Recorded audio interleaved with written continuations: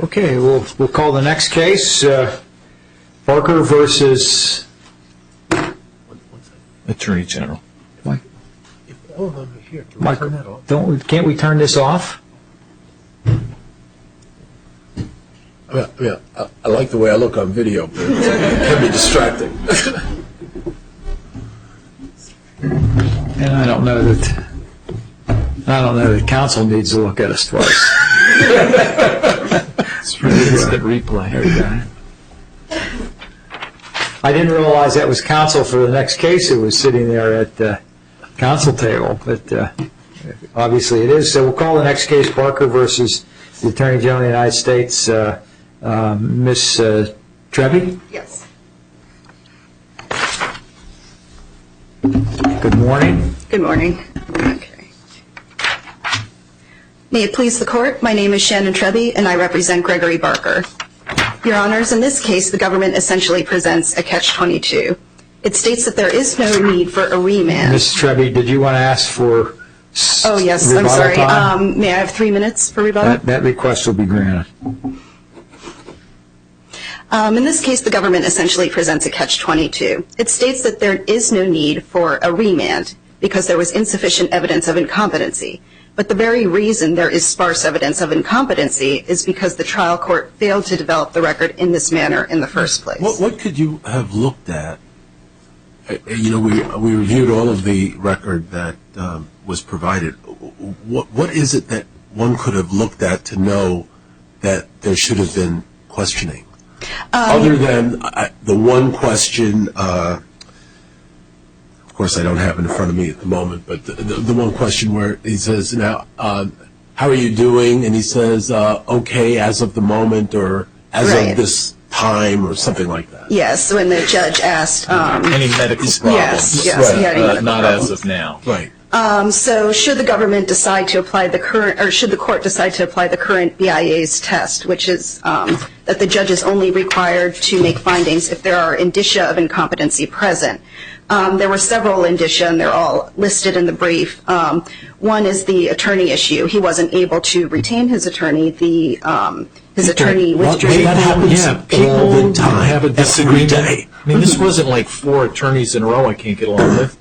He had a problem with one attorney, and that was that. Yes, and then he was also unable to find a new attorney despite being given a list of... Oh my God, that's an indicia? Yeah, if that's an indicia of incompetency, the world is rife with incompetent litigants because that happens, sadly, with some regularity. Particularly in immigration cases. Yes, Your Honor, but going to the definition of incompetency as to whether you're able to put on evidence and to coordinate a trial, if you can't coordinate getting an attorney despite being given a list of pro bono counsel, that's an indication, not necessarily dispositive. Give me your best factor, because that's not your best factor, I hope. He recalled, he didn't know the day of the hearing. He didn't know that that was going to be the day that he was actually going to be put on trial. If he didn't know the day of his hearing, that is something that a competent person should be able to know. The assertion that's made by the other side with respect to that, I think, is he'd had 11 continuances. So saying I didn't know I would be facing this final decision today can logically be understood as nothing more than I thought I was going to get a 12th continuance because that's what I wanted, not I didn't have a comprehension of I was going to court or some mental defect with respect to that. What's your response? That's possible, Your Honor, but we don't know. We don't know the reason because the record doesn't state why he didn't know that. Well, we're supposed to be asking ourselves, aren't we? I mean, you're asking us to say the immigration judge should have seen these things and known or were suspected and done some further inquiry. So my question is, if it's just as logical as the Attorney General's asserting that this was not a statement of I'm not oriented to time, place, or identity, but is rather I thought I was going to get the 12th continuance, if that's just as logical a conclusion, why would we conclude that that is an indicia of incompetence that the IJ should have picked up on? Because this court is not required to make factual findings as to whether he was actually incompetent. The test is only whether there was enough there to raise a question, whether there were indicia, whether the fact that he couldn't remember who his employer was and only remembered after prompting, the fact that he was very confused as to the reasons that his PCR was denied, all of these When you together. say he was very confused about why it was denied, he gave two reasons, each of which find some support in the record,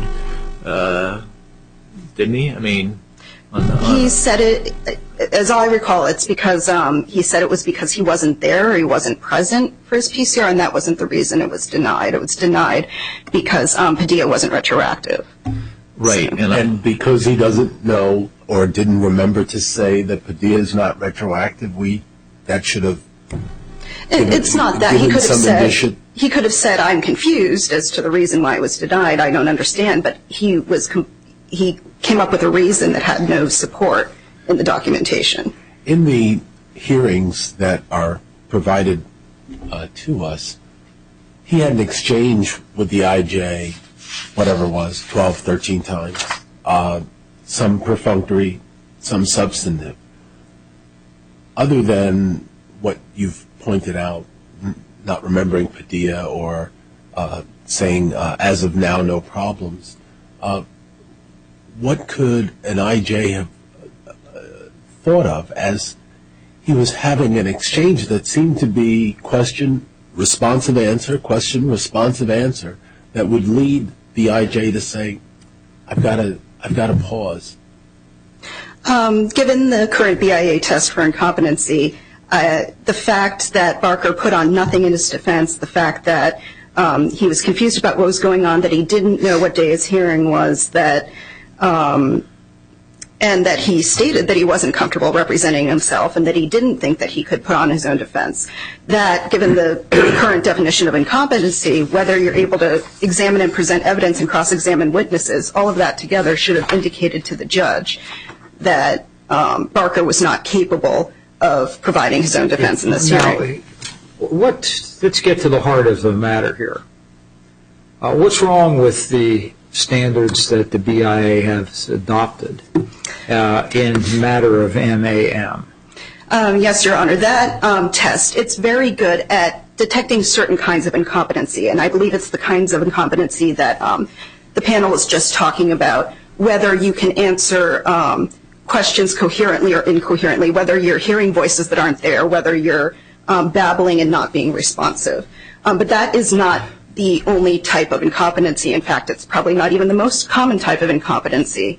With mental incompetency in particular, you'll see a lot of what happened in Barker's case, people who are very agreeable and you try to get along with authority figures and give the authority figures what they want, instead of actually trying to advocate on your own behalf. Instead of stating, oh no, I'm confused, I don't know what's going on, please help me, they just try to go along because when they've expressed confusion in the past or when they try to defend themselves in the past, people get angry with them. So they've learned Aren't you trying to mix incompetency with almost ineffectiveness of representing yourself pro se?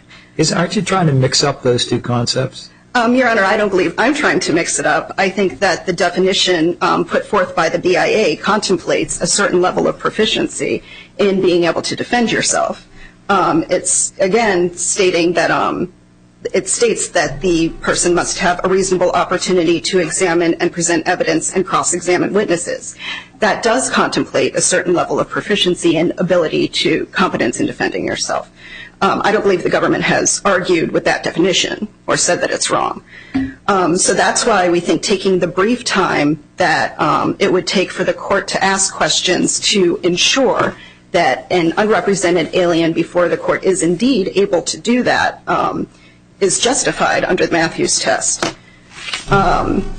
Under the Matthews factors, I don't believe the government debates either that this is a very important issue and that the interests at stake are very high, especially in Barker's case. He's been here his entire life. He's going to be essentially exiled from this country. So accepting that these are important issues at stake, let's turn to the question of prejudice. Does he have to show prejudice or not? At one point in your brief, you seem to acknowledge that maybe he does have to show prejudice, and you cite our decision in Kahn versus Attorney General to us. At another point, the next page, you cite the Leslie case and indicate that maybe he doesn't have to show prejudice. Which is it? Does he have to show prejudice or doesn't he? I believe the Leslie case, it's that prejudice is presumed when a regulation that is put forth to protect an alien's due process rights is violated. So in this case, that did happen because he was asked to admit to his deportability, and an incompetent alien cannot do that. So, well, when you say and an incompetent alien can't do that, you're putting the rabbit back in the hat, right? I mean, the question is he incompetent or not, and should the IJ have known that? So you can't get to where you're going by assuming the conclusion. How do you use Leslie to get where you want to go without assuming that he's incompetent, or can you? Your Honor, I believe that's part of what the government does with the prejudice standard. The prejudice standard is not whether he would have been found competent below, because that is basically a redundant question. If the test that the government advocates for, indicia of incompetency, is indeed the appropriate test, then asking whether he would have been found competent below is redundant of that test. The test is rather whether a competent person could have made legal arguments. Okay, so did he have to show prejudice in this instance or not? Not under Leslie, because prejudice would be presumed. Because? Prejudice would be presumed because if he was incompetent, he would not have been able to admit to his deportability. Okay. Can you see why that feels a little circular? I mean, I'm not sure how that gets where you want to get. Let me ask you this question. At one point, you seem to be arguing that Padilla. Well, let me quote you this from page 29 of your brief. Had Barker filed for post-conviction relief earlier, it would not have been time-barred, and he would have been able to present the winning Padilla arguments in the first instance without having to rely on Padilla's applying retroactively.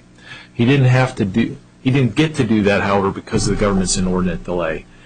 It sounds like what you're trying to do in the form of a laches argument is to turn Padilla, contrary to Chaidez, into a retroactive precedent, that because he would have done this earlier but for the government's bad acts, and therefore Padilla ought to apply.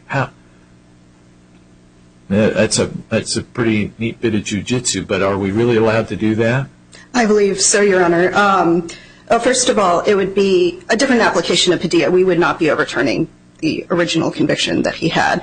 But in that instance, I see what you're saying. There are two different Padilla arguments. Apply, right? Okay. Yes, that's right. Well, that's to show the necessary prejudice for the laches argument. In other words, had the government timely brought this case, he would have been able to make that argument in the first instance. So that goes to prejudice for laches. So you do have to show prejudice? Under laches, do you see? So laches itself is a prejudice argument because he could have brought up laches in the court below. For laches, you also have to show prejudice. So that would be the prejudice for the laches argument. All right. Okay. Okay, Mrs. Strebe, we'll have you back on rebuttal. Thank you. Mrs. Strebe, thank you very much. And Ms. Hicken? That's correct. Good morning, Your Honors. Laura Halliday Hicken for Attorney General Eric Holder. In this case, Mr. Barker was found removable for having been convicted of an aggravated felony drug trafficking offense based on his cocaine possession conviction, and he was found ineligible for relief. Now he's claiming that the immigration judge violated his due process rights by failing to conduct a competency hearing or screening during his hearing. We're familiar with all that. Can you tell me whether Mr. Barker has to show prejudice or not, or yes, is prejudice Mr. Barker, presumed here? No, prejudice is not presumed. Under Leslie, since we're applying a regulation here which is designed to guard the constitutional rights of a person to be protected from making admissions when perhaps they're not in a position to make admissions, aren't we supposed to be saying prejudice presumed? Why isn't the character of the regulation the key point under Leslie. I think, as Your Honor pointed out, that argument at this juncture is circular. Petitioner's claim is that the immigration judge should have performed a competency evaluation, not that petitioner was actually incompetent. And so that regulation that they're raising in the prejudice context wasn't violated here, it wasn't established here. It's not been proven that he was incompetent and that they relied on his admission. And so it simply doesn't apply. I mean, the argument is about whether the immigration judge should have conducted the initial screening at the end, and that argument doesn't presume that he was actually incompetent. And so petitioner does have to establish substantial prejudice to prevail on the due process claim in this context. So the only time that you could ever, I guess my question is,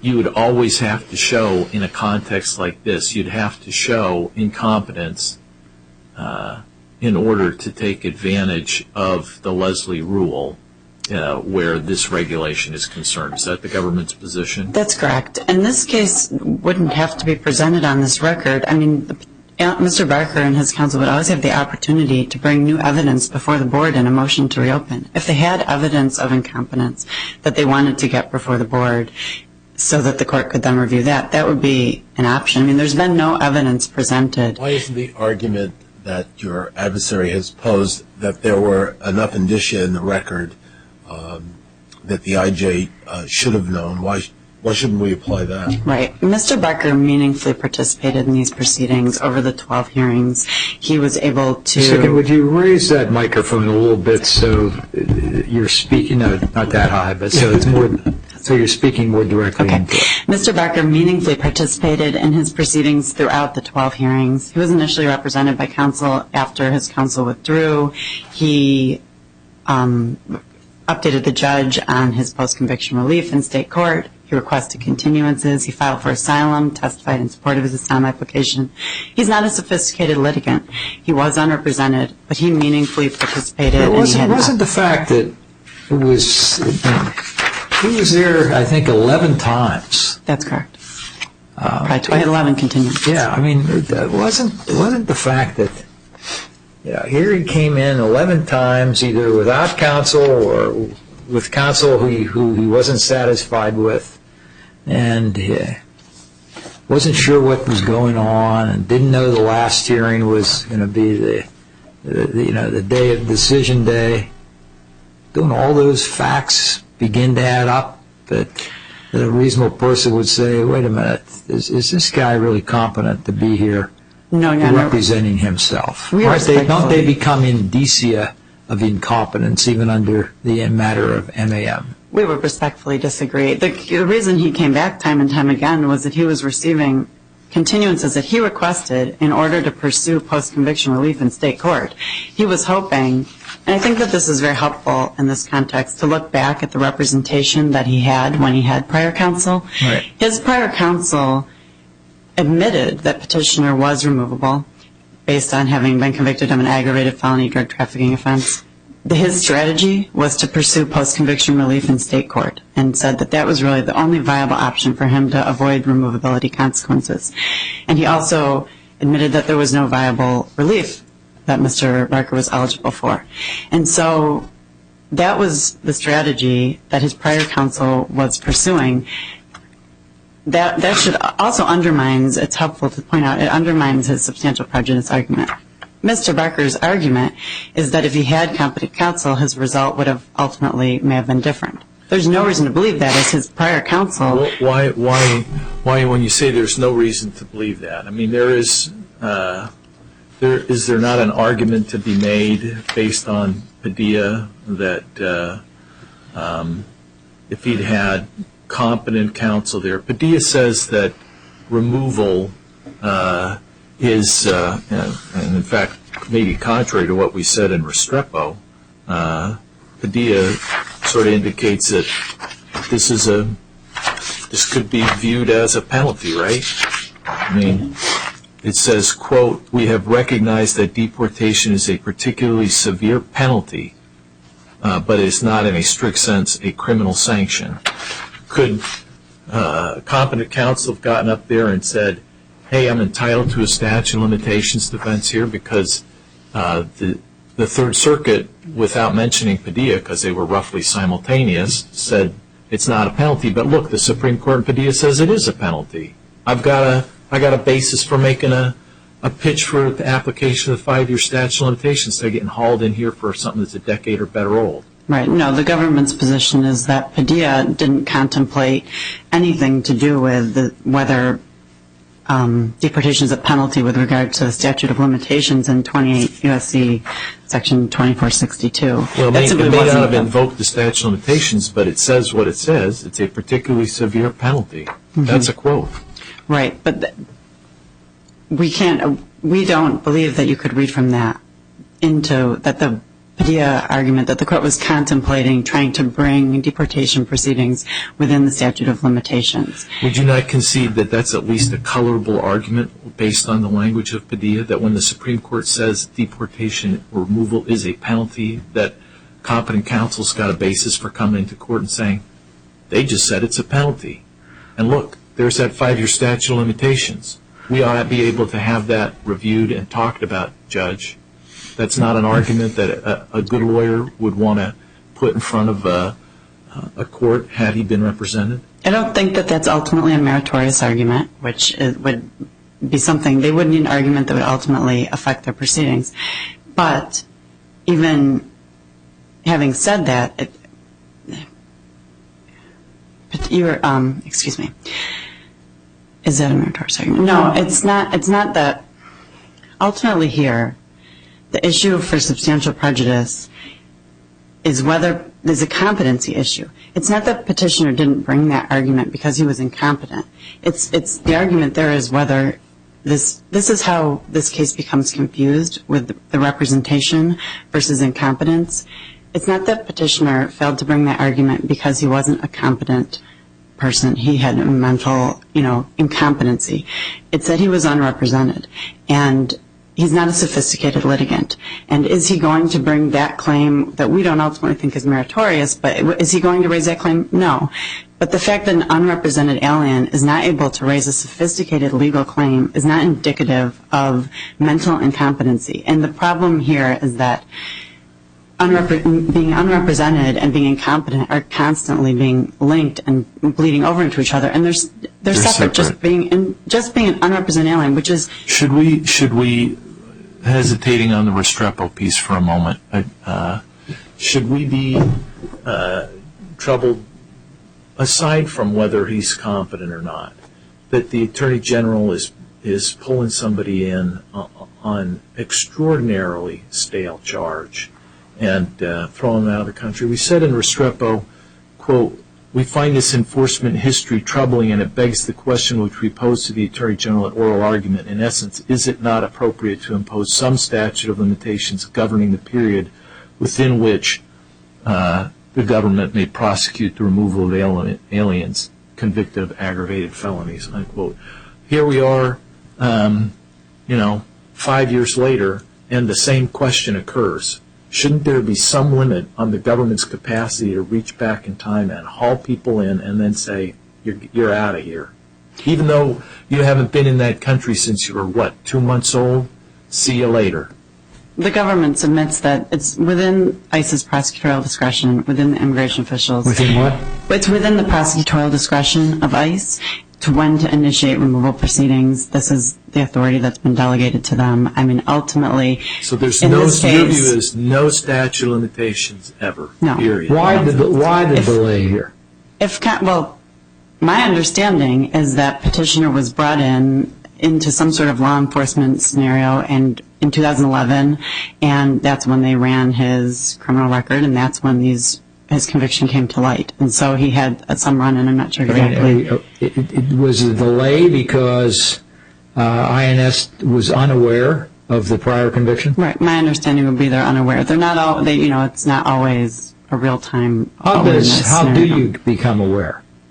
Well, a lot of times the alien will come to the attention in an instance like this through some other criminal offense or their criminal contact, and when they screen the alien's prior record, it comes to light. So in 2011, when he had, and I'm not sure exactly what the result of that encounter was, but in 2011, when he had that encounter, he came to the immigration officials' attention. They found that he had an aggravated felony. If Congress wanted to put Point of my question is, how many holes are in the process, and whose responsibility is it to fix that, and does that go to the question of whether or not there should be any period of time during which the government can choose to remove a person for a conviction? If Congress wanted to put some sort of limitation on the ability of immigration officials to remove an alien because of, as you say, the staleness of a conviction, they could do so, and they have not. I mean, the aggravated felony drug trafficking convictions don't have a statute of limitations, and there's none been envisioned by Congress, and so it's apparent that Congress envisioned the immigration officials' ability to rely on these past convictions. And if, this may have never come to light if there hadn't been this, but... Should we be looking at our own precedent here, since Restrepo is explicitly pinned on, the holding in Restrepo that you're not under the 5-year statute of limitations is expressly pinned on the assertion that there are cases from the Supreme Court holding that removal is not a penalty, and yet Padilla says expressly it is a particularly harsh penalty. Mm-hmm. Is it, given that intervening Supreme Court authority, so to speak, something we should be worried about and talking about and thinking about as we decide this case? I don't believe that's relevant in this case because, as I said, I don't think that They've raised the statute of limitations argument, right? Right, but they raised it in the context that petitioner would have raised that argument had he been competent, but he was unrepresented. There's really no reason to believe he failed to raise that argument because of an incompetency issue. It's really a question now that, okay, now we have sophisticated I guess attorneys. what I'm asking you is that question properly before us? Is the fact that they're raising a statute of limitations argument, Restrepo is in the mix, Padilla has come along, does that put it in front of us in a way that we could properly consider it? I don't think that the court needs to consider it in this context where there were no indicia of incompetence, where you don't even have to reach the prejudice. But yeah, I mean, they have raised it in the sense prejudice or anything like that. I'm just asking you whether straight up the question of whether it's too stale, a statute of limitations applying to penalty as forfeiture as a penalty is an issue that's been properly teed up, or is it just not really in front of us? I mean, it has been raised in the context of petitioner's substantial prejudice argument, and we submit that it's not really before the court because of how I described the incompetency versus we representation. just don't think we can get to it. I don't think it's necessary to get to it. We also don't think that Padilla has done anything to bring the 5-year statute of limitations into the mix. Let me pose this question to you, and this is not a political statement. It's part of my inquiry. The administration that you represent has indicated to Congress that they're going to exercise certain degrees of prosecutorial discretion and not seek to deport and remove certain individuals who are in the country. And whether or not that's proper or not, that'll be decided by somebody else. Maybe we might see part of that, but that's not before us today. But assume that becomes part of the public policy of the Justice Department and Homeland Security for a number of years. And then along comes a new president 10 years from now. And immigration is still this hot button issue it is. New president says, that policy adopted in 2014 was wrong. I'm going to rip out this executive order, and I'm going to bring all those people in who could have been removed back in 2014, including the people who had, I know your aggravated felons weren't included in that declaration. I'm going to bring them all in. Is that going to be fair? I mean, I really can't hypothesize about how that. I can't really hypothesize about in the future. But doesn't that raise the question that the issue of whether or not the 5-year catch-all statute of limitations applies here, which we decided in Restrepo, maybe has been changed by Padilla and could be changed by subsequent circumstances. And I suppose, subsequent circumstances could change anything. Congress could, of its own initiative, decide to. I simply can't speculate, especially in this case where. That's probably wise for you not to speculate, but I thought I'd ask you anyway, just in case you wanted to speculate. And this, Mr. Barker here is a priority under the executive action. Well, let me ask you a question that will lead to more speculation, I suppose.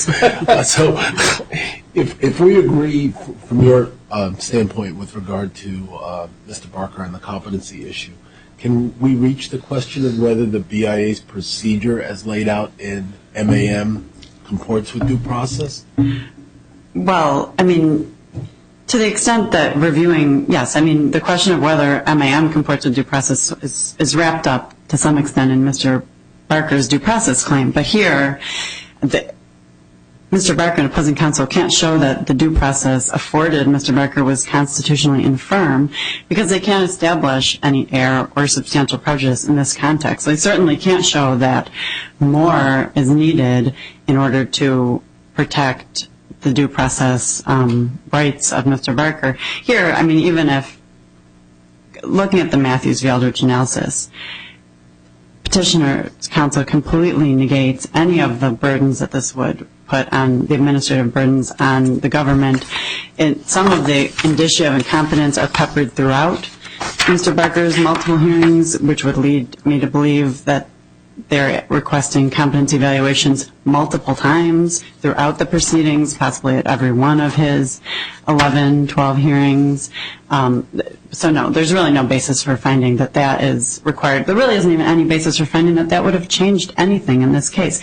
Mr. Barker answered the questions about whether he had any medical problems, whether he was on any medication. There's no, and he was responding. Was the answer not as of now to the question, do you have a medical problem? Is that the kind of answer that a properly informed and properly tuned in immigration judge should have picked up on to say, what do you mean not as of now? Do you have medical issues? Right. No, I don't believe so, because ultimately he said he doesn't have any, and I don't think that that is a red flag. We don't believe that that would have raised a red flag for the immigration judge. At that point, Mr. Barker was also interacting and responding and meaningfully participating. It's coming in this overarching context of an unrepresented alien who's meaningfully participating in his proceedings. Really, there's no reason to believe adding the procedures would have made any difference, but more importantly, there's no reason to believe here that Mr. Barker's due process rights were violated. He was afforded all the panoply of due process rights that's available to him under the Constitution, statutes, and regulations, and there was no due process violation. Right. Thank you, Your Honors, and we request this. Thank you for your presentation. Thank you. Ms. Trevi, we'll have you back on rebuttal.